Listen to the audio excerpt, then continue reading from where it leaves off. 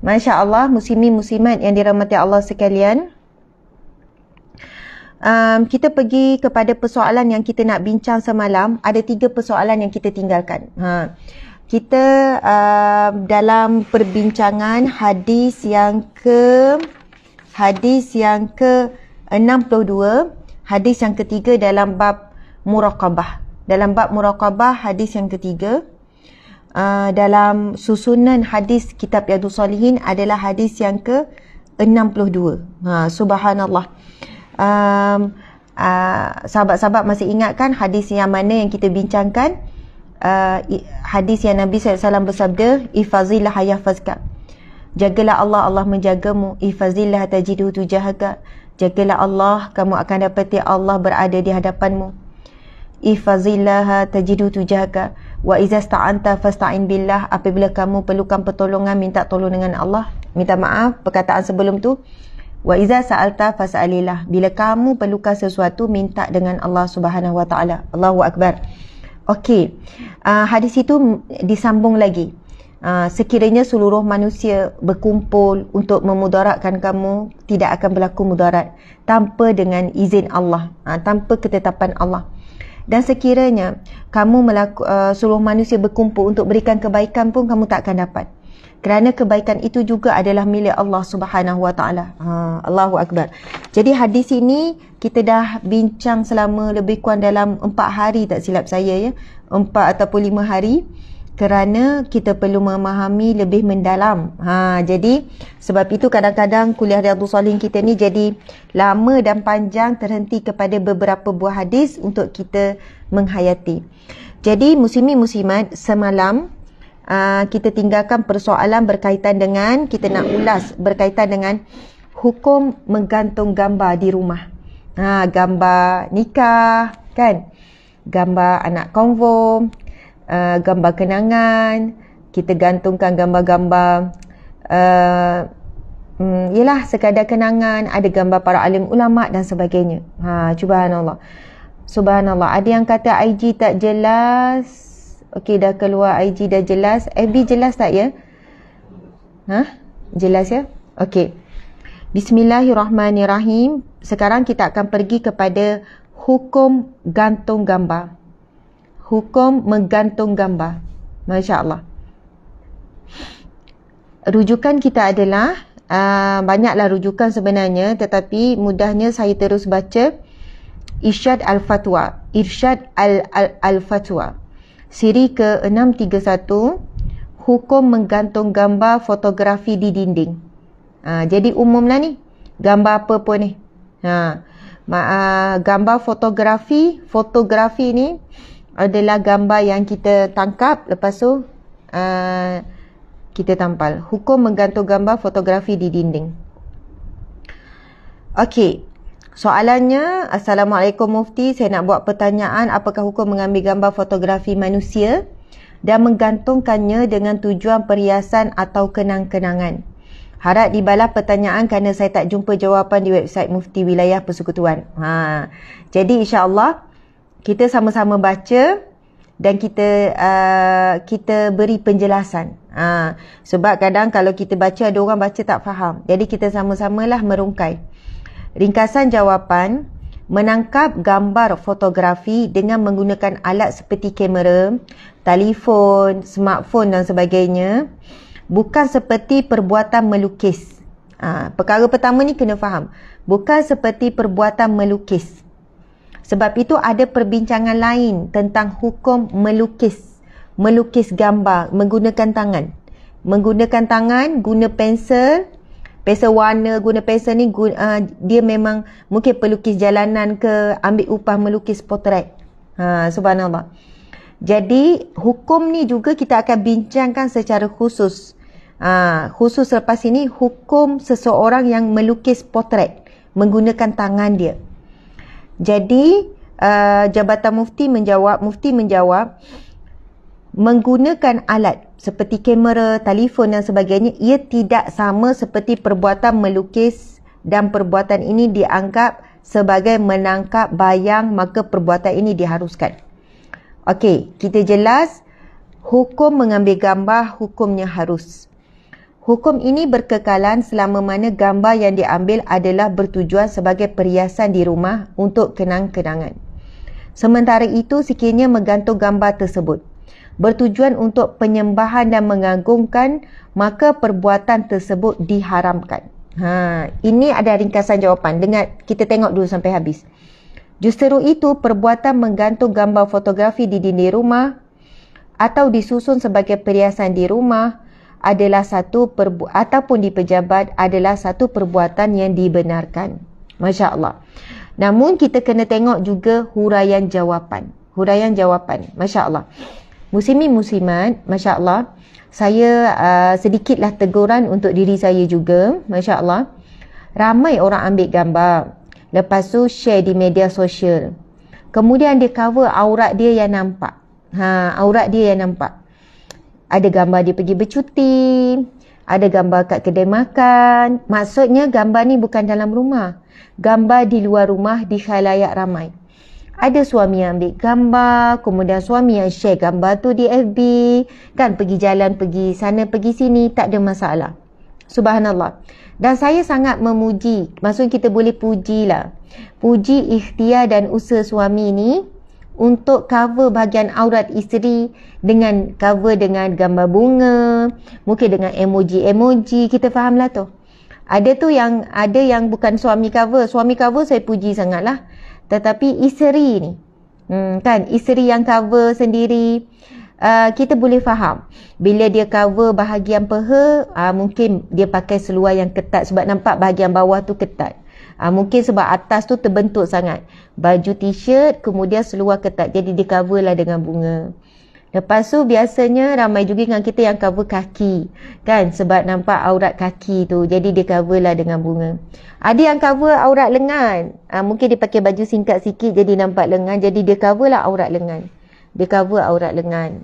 Ada juga yang cover aurat leher. Subhanallah. Dia pakai tudung yang nampak leher. Dia pun cover sikit bila nak share.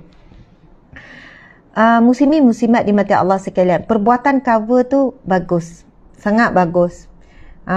Kalau suami yang cover aurat isteri, maksudnya dia jaga maruah isterinya. Dia jaga supaya tidak berlaku dosa jariah, dosa yang mengalir. Isteri tengah tidur, ada orang tengok aurat isteri dia. Tengah tidur pun ada pahala. Tengah tidur pun ada dosa yang mengalir.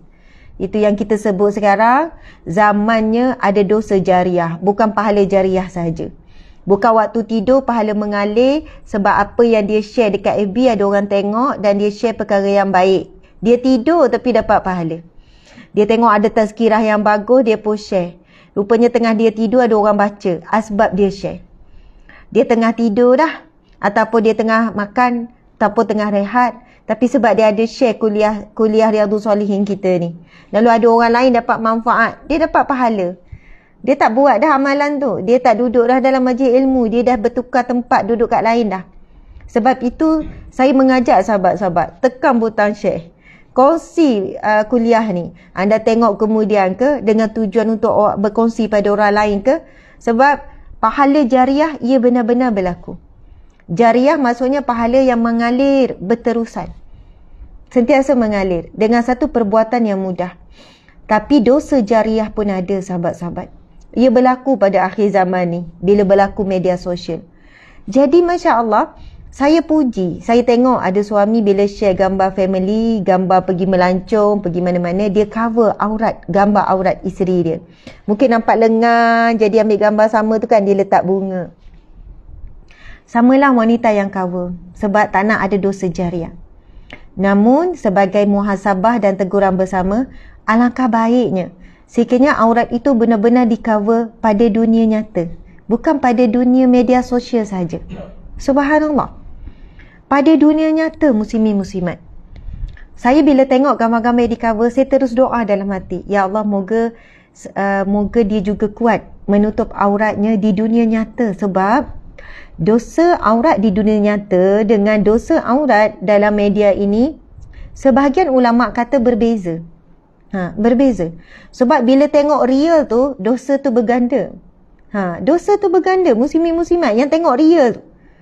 Jadi, wallahualam mungkinlah si suami ni belum kuat, belum mampu nak menegur isterinya. supaya pakai seluar longgar dan sebagainya. Masya Allah. Muslimin muslimat, budaya memakai seluar ketat ni dah tak kira umur berapa, tak kira di mana-mana. Pakai seluar ketat ni. Pagi-pagi saya kadang kan ada peluang hantar anak sekolah, tapi petang lah biasa saya boleh ambil anak. Kan, sebab pagi ada Keluarga Salihin. Saya tengok kaum ibu yang datang ambil anak-anak di sekolah kan, dengan pakai seluar ketat. Anaknya belajar di sekolah agama kan, belajar di sekolah yang baik-baik, nak anak jadi baik. Tapi kesian dekat anak, konflik, dia belajar lain dekat sekolah. Dia belajar tentang aurat sekian-sekian. Tapi bila dia balik ke rumah, dia tak nampak apa yang dia sepatutnya nampak sebagaimana yang dia belajar. Kontradik. Dia belajar lain, mak dia lain, ayah dia lain. Kontradik. Jadi tolong bantu anak kita supaya tak hidup dalam konflik, perasaan bercampur baur, kan? Bila di sekolah dia belajar tentang agama, tapi dia tidak nampak praktikal itu di rumahnya. Dia nak praktik pun susah. Okey, muslimin muslimat dimati Allah sekalian. Sekarang kita pergi kepada huraian jawapan kepada hukum menggantung gambar di dalam rumah. Minta maaf ya, saya melencong sikit tadi sebab pergi kepada ambil-ambil gambar tu. Alhamdulillah, segala puji bagi Allah. Saya baca jawapan ni. Hukum menggantung gambar fotografi ini berkait rapat dengan hukum melakar atau melukis makhluk hidup. Para ulama berbeza pandangan antara mengharamkan ataupun mengharuskannya. Jadi bila kita pergi huraian jawapan, memang ada perbezaan pendapat ulama. Ada yang mengatakan hukumnya haram, ada yang mengatakan hukumnya harus. Jadi mari sama-sama kita teliti. Kita nak ambil pendapat yang mana? Masya Allah. Terdapat sebagian ulama yang mengharamkannya.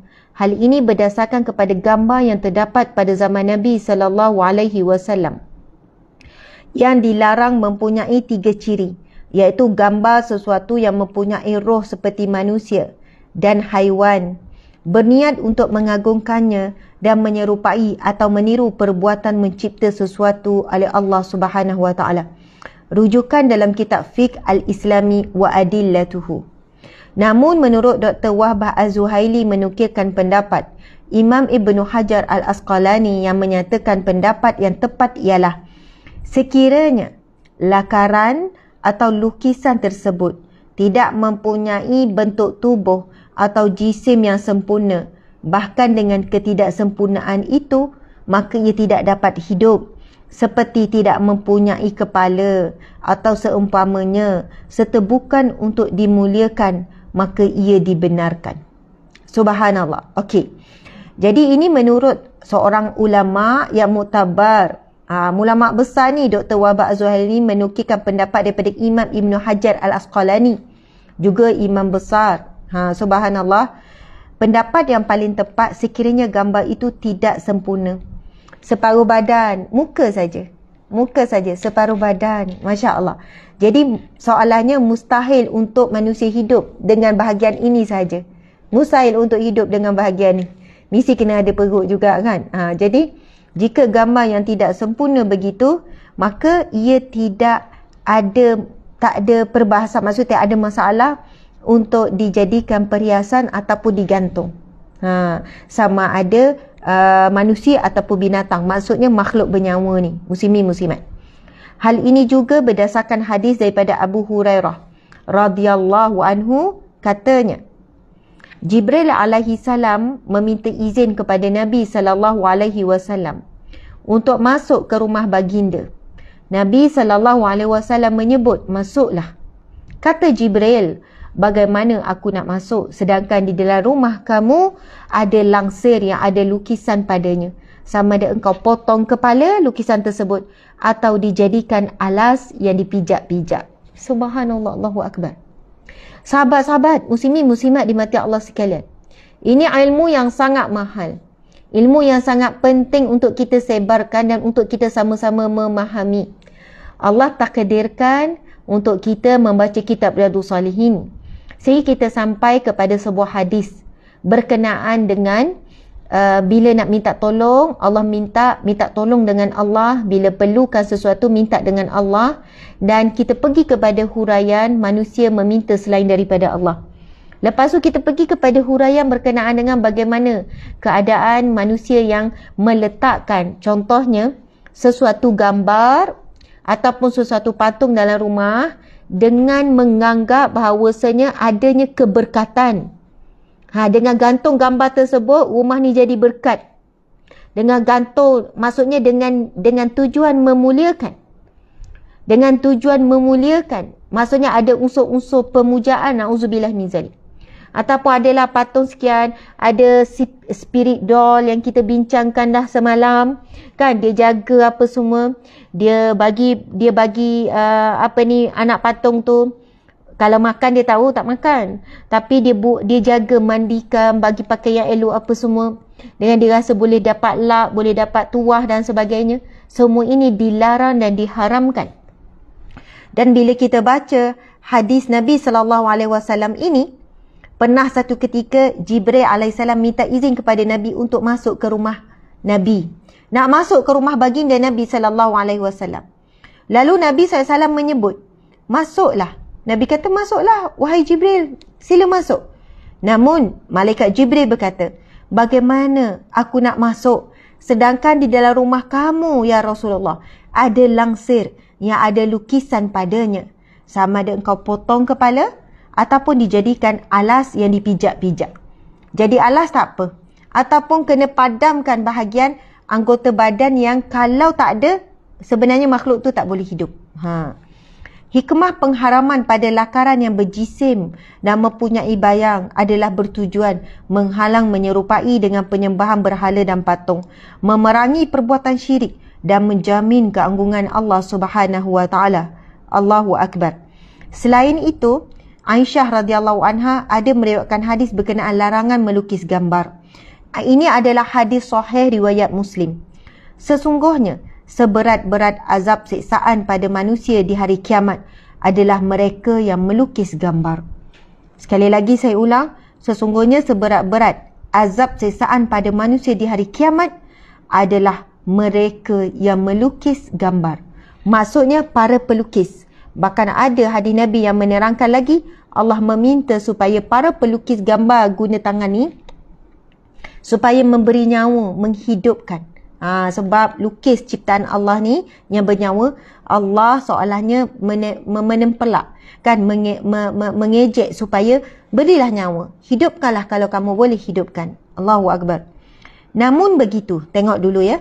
Imam Nawawi menyebut di dalam syarahnya berkenaan azab yang berat itu bahawa asyaddu azaban faqila hiya mahmulatun ala man fa'ala surah litu'bada wa huwa sani'ul asnam wa nahwiha fahadha kafirun wa huwa asyaddu azaban wa qila hiya fi man qasada al-ma'na alladhi fil hadith min mudahati khalqillahi ta'ala wa'taqada dhalik. Subhanallah. Okey, perhatikan, dengar dulu, jangan buat kesimpulan, jangan nanti ada salah faham. Okey, Imam Nawawi menyebutkan mensyarahkan hadis Sayyidatina Aisyah daripada riwayat Muslim, hadis sahih, yang mana Nabi kata seberat-berat siksaan pada manusia hari kiamat adalah mereka yang melukis gambar. Kita tengok penjelasan ulama berkenaan hadis ini, iaitu Imam Nawawi menyebutkan azab yang berat seperti mana yang disebut, iaitu membawa maksud ke atas mereka yang melakukan lakaran atau melukis gambar dengan tujuan beribadah, iaitu membuat berhala dan selainnya. Maka mereka ini adalah kafir dan akan diazab dengan azab yang sangat berat. Dan dikatakan iaitu mereka yang melakukannya dengan tujuan niat yang dimaksudkan dalam hadis, mereka yang melakukan, yakni mengukir sesuatu yang menyerupai ataupun yang menyerupai ciptaan Allah. Soalannya nak bersaing dengan Allah. Allah ciptakan muka manusia macam ni, dia pun nak buat macam ni. Okey, tapi dengan tujuan untuk dijadikan satu bahan yang dimuliakan, disembah. Itu yang dilarang. Dalam penciptaan makhluk dan mereka berniat yang sedemikian mengagungkan ukiran mereka. Subhanallah, Allahu Akbar. Jelas di sini bahawa, Ustaz boleh tak tolong tutup kipas, minta maaf. Jelas di sini bahawa melukis atau mengukir gambar makhluk hidup dengan tujuan penyembahan atau mengagungkannya adalah diharamkan kerana dikhawatiri menjadi bahan mensyirikkan Allah Subhanahu wa taala seperti yang dilakukan oleh Arab jahiliyah. Imam Ibnu Al-Arabi menyebut di dalam tafsirnya, apa yang dilakukan oleh golongan Arab jahiliyah apabila menyembah patung dan berhala.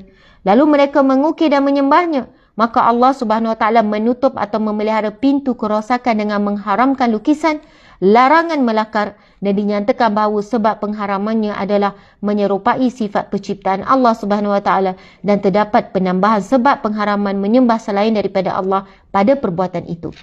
Muslimin muslimat, dia ada sebab kenapa Allah mengharamkan. Kerana perbuatan melukis ataupun melakar ataupun mengukir patung ini adalah perbuatan Arab jahiliyah, yang mana daripada perbuatan tersebut, contoh ya, memang ada kisah yang sahih. Ada seorang lelaki yang baik, sebenarnya lelaki yang baik, dia meninggal dunia. Lalu para Arab jahiliyah ni sebelum perutusan Nabi SAW, mereka pun mengukirlah patung yang ada rupa lelaki ini. Sebab apa? Mereka memuji dengan kebaikannya, kan? Asalnya adalah untuk kenangan sahaja. Asalnya untuk kenangan sahaja. Muslimin muslimat dimati Allah sekalian. Namun, subhanallah, lama kelamaan, berganti hari, berganti bulan, berganti tahun, kan? Asal daripada ingin menjadikan hanya kenangan, cerita dah bertukar, akhirnya mereka jadikan sembahan. Mereka percaya bahawa patung itu ada karamah, kan? Ada kemuliaan. Mereka mula memuja, mereka mula memuji, mereka mula memuliakan patung tersebut. Sebab itu dilarang kita memiliki patung-patung di rumah. Mungkin maksudnya patung-patung yang ada bayang dan lengkap. Muslimin muslimat. Lagi-lagi jika patung tersebut dengan niat untuk buat perhiasan. Tetapi kita dah bincangkan semalam, hukum anak kecil kita bermain patung tidak ada masalah. Sayyidatina Aisyah radhiyallahu anha sendiri ada anak patung yang dia main. Dia main dengan siapa? Dengan kawan-kawan dia. Dan Nabi tak larang. Itu tidak ada masalah untuk bahan permainan sembahan. Tetapi pelukis-pelukis jalanan yang lukis potret dan sebagainya, insya-Allah tidak termasuk dalam hadis yang Nabi sebutkan ini. Tidak termasuk dalam larangan ini.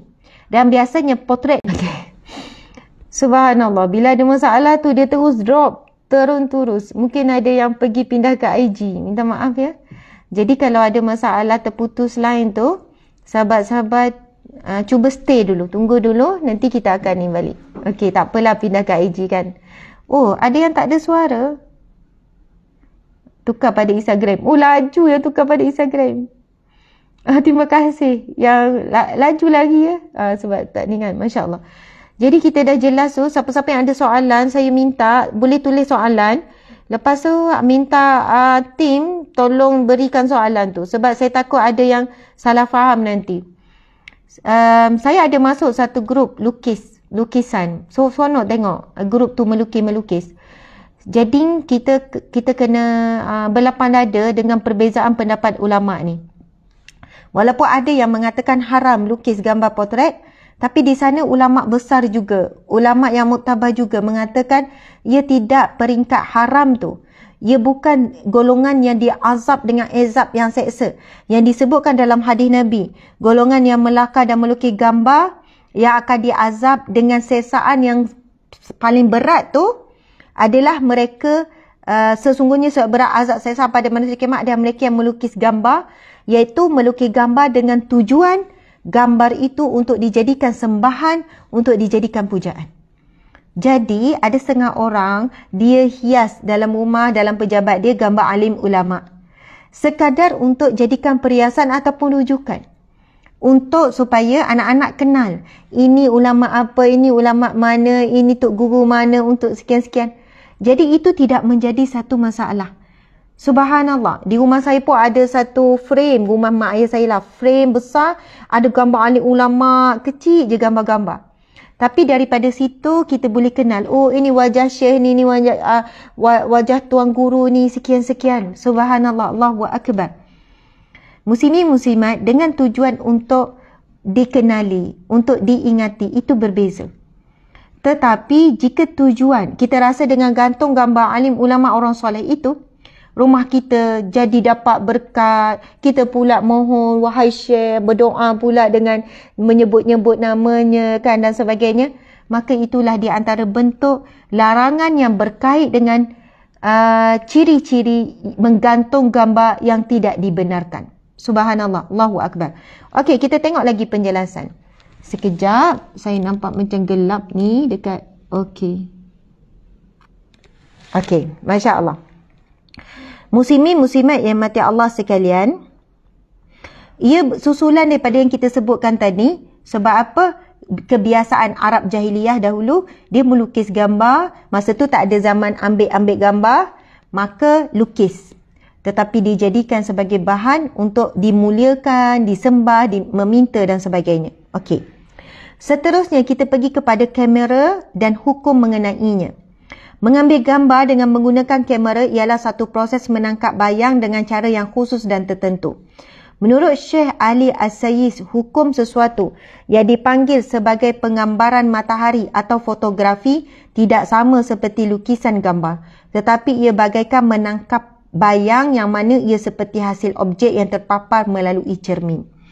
Hal ini kerana gambar fotografi terhasil daripada proses tangkap bayang dengan cara tertentu dengan menggunakan alat iaitu kamera.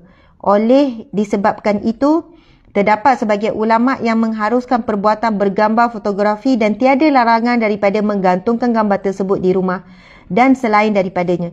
Perbuatan ini dibenarkan sekiranya gambar tersebut tidak menyebabkan berlaku fitnah seperti gambar perempuan yang memperlihatkan bahagian anggota badan selain daripada muka dan kedua pergelangan tangannya. Subhanallah. Muslimin muslimat dimati Allah sekalian.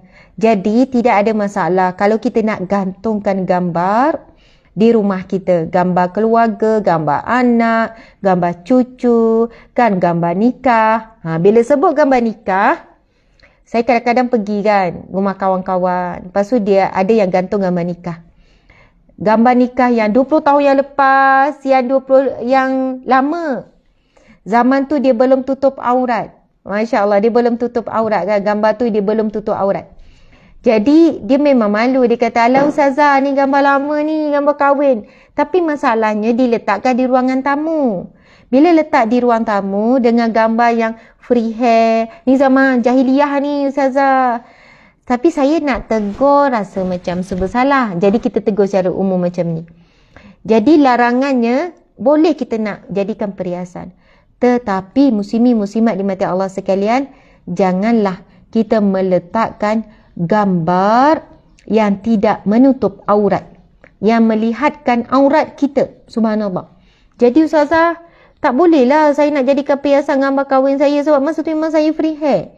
Masa tu memang seksi pakai ketat gini Saya kata boleh, kenapa tak boleh? Letak dekat ruangan yang orang luar tak nampak. Dalam bilik ke, kat dapur ke kan. Dapur biasanya orang yang mahram tak masuk kan. Ajnabi tak pergi kat dapur. Ruang yang tidak dilihat oleh orang luar. Subhanallah, Allahu Akbar, muslimin muslimat dimati Allah sekalian. Walau bagaimanapun memang ada pendapat yang melarang menggantung gambar ni. Jadi kalaulah kita bertembung, ada jumpa orang yang kata, haram, tak boleh. Kita hormat sajalah. Dan kalau kita pergi rumah orang yang gantung-gantung perhiasan gambar-gambar keluarga, family, kita juga berlapang dada kalau kita berpegang kepada gantung gambar tu tak dibenarkan. Kita kena hormat. Sebab itu bila kita belajar, sebenarnya belajar ini akan mengharmonikan. Bila belajar ni muslimin muslimat, kita akan lebih memahami dan menghormati. Sebab kita tahu memang ada pendapat. Tak perlu bergaduh. Saya dengar gitu kata tak haram lah sebenarnya, boleh lah. Saya pernah belajar dengan ustaz tu, memang tak boleh gantung gambar ni sebab tu rumah saya tak ada gambar. Nanti malaikat tak masuk. Macam tu kan. Sebab itu kita perlu baca detail. Tak boleh baca pendek terus kesimpulan. Baca penjelasan sebab penjelasan akan dibawakan bersekali dengan pendapat perbincangan alim ulama yang muktabar, yang menjadi rujukan besar umat Islam, yang diiktiraf di peringkat dunia. Subhanallah, para salafus salih. Jadi sebab itu saya suka nak baca bila penjelasan mufti sebab dia akan bawa penjelasan yang lengkap. Okey, kita tengok lagi.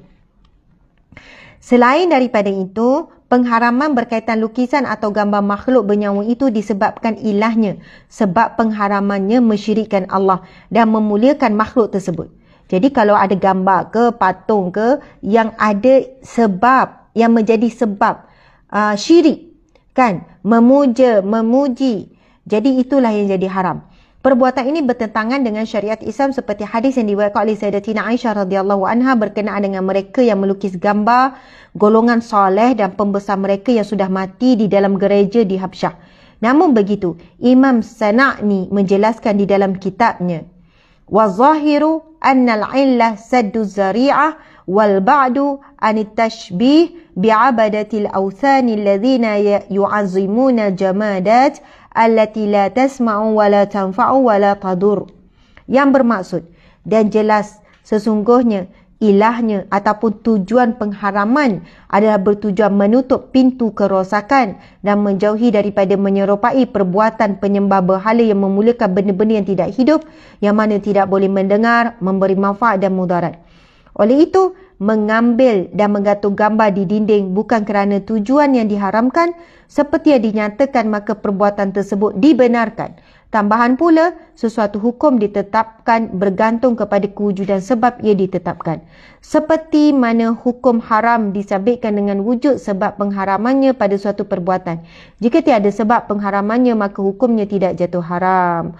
Subhanallah. Jadi kesimpulan, muslimin muslimat, menangkap gambar fotografi dengan menggunakan alat seperti kamera ini bukanlah perbuatan melukis dan perbuatan ini dianggapkan sebagai menangkap bayang, maka perbuatan ini diharuskan.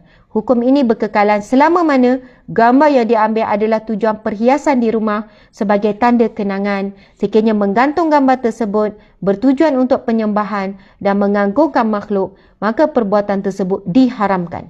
Justru itu perbuatan menggantung gambar fotografi di rumah disusun sebagai perhiasan di rumah di pejabat dah dibenarkan.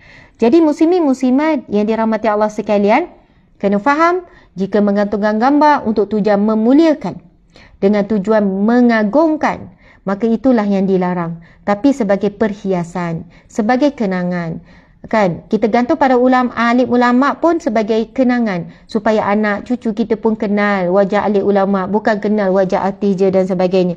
Jadi subhanallah muslimin muslimat, siapa yang nak merujuk artikel ini dengan dibawakan perbahasan alim ulama ini, anda boleh pergi kepada Irsyad Al-Fatwa siri ke-631. Irsyad Fatwa siri ke-631 dalam bab hukum menggantung gambar fotografi di dinding. Subhanallah, Allahu Akbar. Okey, muslimin muslimat di mata Allah sekalian. Jadi, dengan kita membacakan Irsyad Fatwa tersebut, kita telah menjawab soalan hukum gantung gambar dan hukum pelukis, potret dan juga hukum orang yang meminta melukis. Subhanallah. Jadi, muslimin muslimat, kita tengok pula hukum orang yang meminta dirinya dilukis. Okey, ini berkenaan dengan Bismillahirrahmanirrahim. Rabbi yasir wala tu'sirkan. Okey, hukum melukis komik para sahabat. Okey.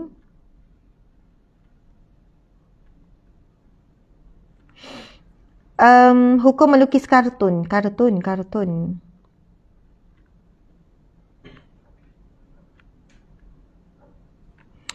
Kesimpulan berdasarkan itu kami melihat bahawa tidak boleh untuk melukis komik yang melibatkan para sahabat. Ini kerana untuk menjaga wibawa dan peribadi para sahabat walaupun tujuan lukisan tersebut adalah baik, iaitu dakwah dan pendidikan. Kami mengesyorkan beberapa perkara jika mahu melakarkan juga komik yang melibatkan para sahabat. Lukisan yang dilakar mesti dilakar secara tidak sempurna. Lukisan tersebut mesti tidak menampakkan rupa para sahabat, iaitu mukanya. Dialog dan jalan penciptaan mesti berpandukan rujukan yang sahih dan muktamad. Tidak boleh mereka-reka jalan cerita atau dialog yang boleh membawa kepada unsur penipuan. Masya Allah. Jadi muslimin muslimat di mata Allah sekalian, ada perbincangan lagi berkenaan dengan melukis, sebab ada komik yang melukis gambar sahabat. Dia cantik dah komik tu. Komik yang cerita tentang perbualan para sahabat sekian. Tapi bila dilakarkan gambaran wajah itu, para ulama kata tidak dibenarkan. Mungkin gambar sahabat tapi gambar yang tidak lengkap, tak ada wajah, cuma nampak muka warna putih saja, ataupun sekadar cahaya dan ditulis nama saja. Jadi itu dibenarkan. Namun untuk melukis penuh, lagilah melukis Rasulullah memang sepakat ulama tidak dibenarkan, ia diharamkan. Bahkan melukis isteri-isteri Nabi, sahabat-sahabat Nabi juga tidak dibenarkan. Dia ada perbincangan yang panjang, perbahasan ahli ulama, dalil-dalil dan sebagainya. Masya Allah. Okey, muslimin muslimat dimati Allah sekalian. Sekarang dah pukul 8.4, dekat 8.45, maksudnya cukup tempoh, hampir cukuplah tempoh 1 jam. Saya nak pergi kepada soalan.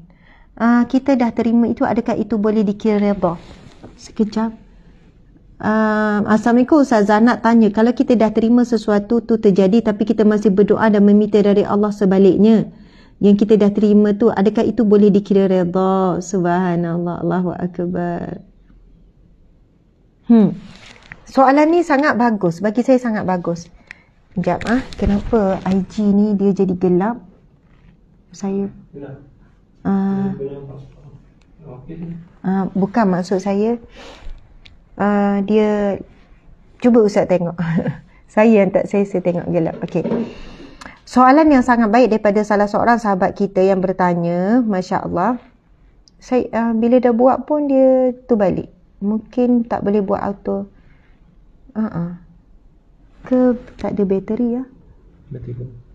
Okey, tak apa. Nanti kita check balik selepas ni. Tak apa, kita nak habis dah. Allahu Akbar. Muslimin muslimat dimati Allah sekalian. Bijak soalan ni, Masya Allah. Contoh kepada soalan ni, ada seorang wanita ni dah nikah lama, lebih 10 tahun. Kemudian dia disahkan lebih 10 tahun tapi tak ada anak. Bila pergi buat cek, subhanallah, dia sihat, telur dia pun sihat, maksudnya dia tak ada masalah. Tapi yang masalah adalah suami. Kan, ada kecacatan kepada sperma, adalah masalah. Jadi doktor kata, kalau buat IVF pun tak boleh. Maksudnya, doktor mengatakan tak ada harapan lah untuk dapat anak. Masya Allah. Jadi, pasangan suami sini redha dengan ketetapan tu. Walaupun memakan masa lah untuk redha. Tapi redha. Lalu dia tanya, Ustazah, kami sebenarnya dah redha. Kami dah boleh terima. Dah boleh terima dah. Tapi salah ke kalau nak terus berdoa? Salah ke nak terus berdoa? Kan? Terus nak meminta, ya Allah kurniakanlah, ya Allah engkau lah yang maha berkuasa, kan? La haula wala quwata illa billah. La ilaha illallah wahdahu la syarikalah, lahul mulku wa lahul hamdu wa huwa ala kulli syai'in qadir. Sebab apa? Sebab kita baca kisah isteri Nabi Ibrahim alaihissalam yang bernama Siti Sarah. Kan umur sampai dah 80 lebih, dah tua. Mandul pula. Memang Siti Sarah itu mandul. Bila dikhabarkan dia mengandung, dia tak percaya. Subhanallah, Nabi Ibrahim pun tanya semula. Kan, bertanya kepada Allah. Sedangkan isteriku ini mandul, macam mana dia boleh nak mengandung? Masya Allah.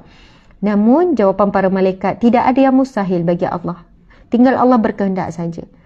Jadi adakah pasangan ini tidak redha walaupun telah diberitahu oleh doktor sekian-sekian? Jawapan, adakah bermaksud dia tidak redha? Sebab masih lagi berdoa meminta. Muslimin muslimat dimati Allah sekalian, berdoa meminta dengan Allah Subhanahu Wa Taala walaupun perkara yang mustahil, dilihat mustahil, ia bukan menunjukkan kita tidak redha dengan Allah. Kecuali lah kalau suami dah mati, lepas tu minta, ya Allah hidupkanlah semula. Engkau yang maha berkuasa. Sebab kita tahu tidak akan berlaku perkara tersebut. Bahkan Nabi Muhammad SAW lagi dicintai. Subhanallah, Allahu Akbar.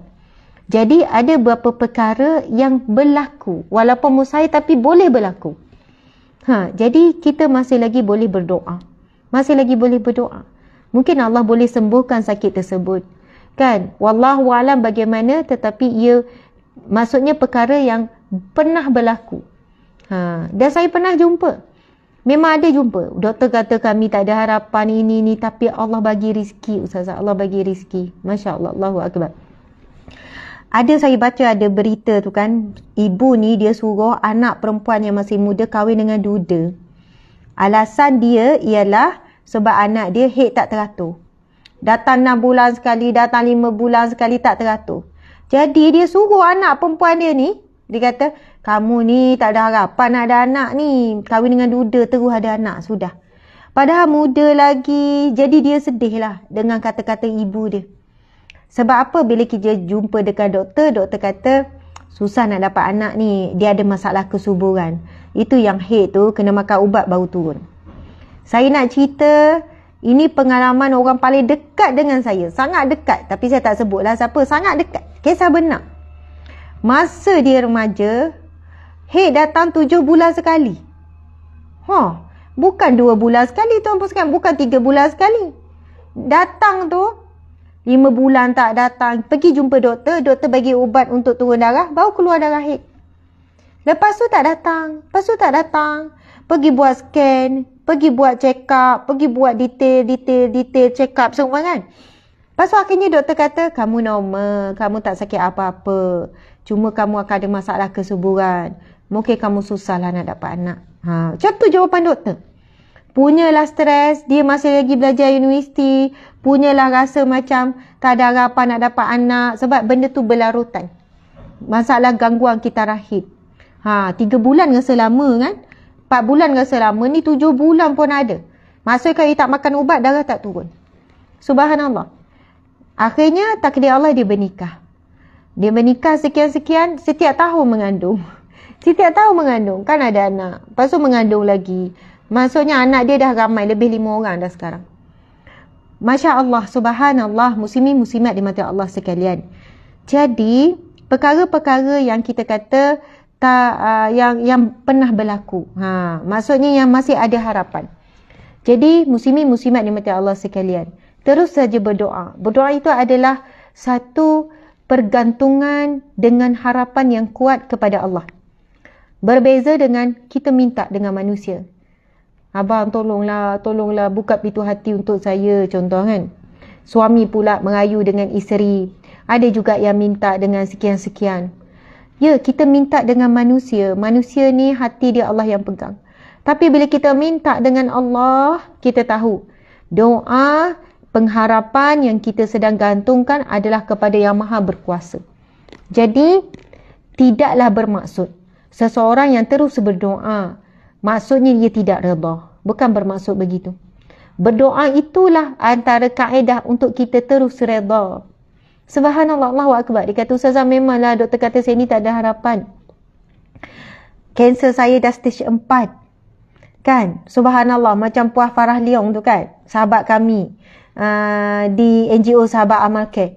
Doktor kata dah stage 4, Puan, kita dah tak ada treatment dah untuk Puan. Puan maksudnya teruskanlah dengan ikhtiar sendiri dan sebagainya. Subhanallah, stage 4 tu dah hampir 2 tahun dah saya rasa. Dah 2 tahun lebih dah stage 4. Kanser tu dah pergi berangkai dah. Dah pergi kepada kanser paru-paru, dah pergi pada kanser darah, dah pergi kepada kanser darah saya tak pasti, tapi dah pergi kepada tulang dah mereput. Tetapi setiap hari Puan Farah Leong ni boleh hadir ke tempat kerja. Walaupun kita kata Puan rehatlah, Akak rehatlah, Akak dah sampai peringkat ni kan. Tapi kita boleh nampak kesihatan dia makin sihat. Dia kata, Ustazah tak ada yang mustahil, saya yakin. Selagi tak sampai saatnya kan, walaupun manusia tu sakit macam mana pun, dia tak akan mati. Dan kalau sampai saatnya manusia itu sehat macam mana pun, tak ada sakit apa-apa, cegah sehat. Tapi kalau dah sampai saatnya, dia akan pergi. Jadi teruskan kehidupan seperti biasa. Jangan sampai kematian itu menghantui. Tapi kematian itu jadi motivasi. Jangan menghantui. Hari ni aku mati, ketakutan mati. Kan, tak bersebab. Tetapi jadikan kematian itu motivasi. Mungkin hari ini hari yang terakhir, aku nak buat yang terbaik. Mungkin hari ini je masa yang aku ada, aku ingin jadi wanita yang baik, nak berhijrah, kan, nak tutup aurat, nak jaga solat dan sebagainya. Masya Allah. Alhamdulillah, muslimin muslimat yang dirahmati Allah sekalian, saya tak sempat nak mengupas tentang amalan ringan mudah, tetapi ia sangat memberi bekah dan kesan yang sangat besar dalam hidup kita, yang saya jamin semua hafal perkataan ni. Dia ada 2 kalimah saja. 2 kalimah saja. InsyaAllah kita akan bincangkan pada kuliah pada pagi besok tentang 2 kalimah yang mudah, yang semua hafal, yang semua sebut, budak kecil pun sebut. Rahsia. Sampai esok pagi kita akan bongkarkan 2 kalimah yang hebat, dan 2 kalimah ini sampai disebut di dalam Al-Quran, dan ia berkait dengan banyak kisah para sahabat, banyak kisah para nabi, para anbiya, sampai dirakam di dalam Al-Quran. 2 kalimah yang sangat powerful. Jika kita sebut setiap kali kita melakukan sesuatu ataupun setiap kali kita rancang sesuatu dengan 2 kalimah ini, kita dapat pertolongan Allah, kita dipermudahkan urusan kita. Ia menjadi satu doa yang sangat kuat. Masya Allah. Jadi kita akan sambung kuliah Riyadhus Shalihin kita pada pagi besok pada siri yang ke-99. Tak silap saya 99. InsyaAllah siri esok ni kita akan sudahkan hadis ni, kita akan pindah kepada hadis yang seterusnya. Saya mohon maaf salah dan silap. Terima kasih kepada semua. Sehingga bertemu lagi, kita tangguhkan majlis ilmu kita dengan tasbih, kafarah dan surah Wal-Asr. Bismillahirrahmanirrahim. Subhanakallahumma wa bihamdika asyhadu an la ilaha illa anta astaghfiruka wa atubu ilaih. Bismillahirrahmanirrahim. Wal-'asr innal insana lafi khusr illa allazina amanu wa 'amilus solihat wa tawasaw bil haqqi wa tawasaw bis sabr. Sadaqallahul azim. Subhanallah. Jadi sahabat-sahabat, kepada yang saya sukalah daripada perbincangan hari ini, sebab ada orang yang cari rezeki dengan cara melukis potret. Jadi ia sebenarnya bukanlah perbuatan yang haram yang sehingga dilaknat dan diazab dengan azab yang keras. Sebab tujuan dia melukis itu adalah untuk mencari rezeki, pendapatan. Kemudian lukisan itu bukan lukisan yang sempurna sampai satu badan, kan, lukisan separuh badan dan sebagainya. Jadi mudah-mudahan ia boleh menjernihkanlah kekeruhan yang berlaku dalam grup-grup tertentu, grup melukis. Saya tengok bergaduh-gaduh dalam grup melukis. Yang ni kata kamu buat perbuatan yang dilaknat. Lepas tu yang melukis ni kata habis tu nak lukis apa? Lukislah pokok. Memang sebenarnya yang paling selamat lukis pokok, lukis alam sekitar. Tetapi lebih ramai yang nak menempah lukisan adalah lukisan potret. Berbanding lukis potret anak, berbanding lukisan alam.